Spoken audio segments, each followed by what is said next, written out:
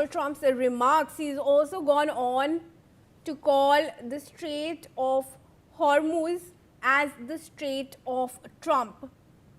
Of course, he said that jokingly, but that's what Donald Trump actually said while speaking at an investor conference in Miami. Let me quote the statement that he's put out. He said they have to open up the Strait of Trump.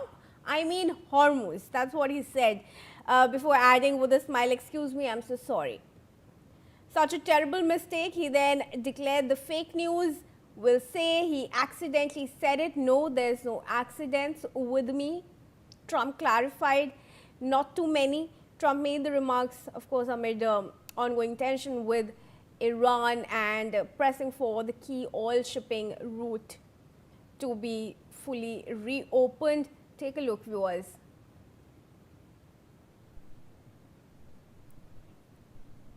Stand.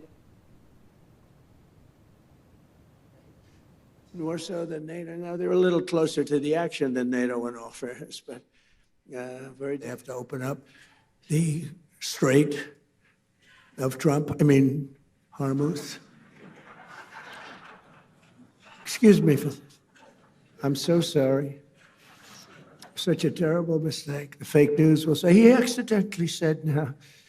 There's no accidents with me, not too many. All right.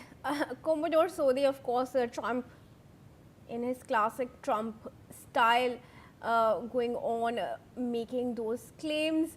But what's the reality really like? Iran has completely used the Strait of Hormuz to its advantage. It's actually making more money through the strait than that it was making even before the war. And Donald Trump has not been able to do anything about it. Kriti, you see, when we talk of the statements of Mr. Trump, we have to take them with a pinch of salt. Yes, he's disgruntled because NATO has refused to come and participate in the operations in the area. One, sort of a relief one can give to Mr. Trump is because, I had mentioned about a report which I had read about the Strait of Hormuz, which a student had written 2 years back in America. And in the report, the student had brought out that in case there is a conflict and the threat to Hormuz, America by itself cannot fight that conflict. America will need the support of NATO and other countries because of the nature of this area. Now, one has to give it a little bit to Trump because he says that so far as America is concerned, they are not worried about the oil from that area because they don't take any oil from there. And whereas all other countries, they take oil from this area. So he expected that the other countries, including NATO, will participate in the operations in Hormuz.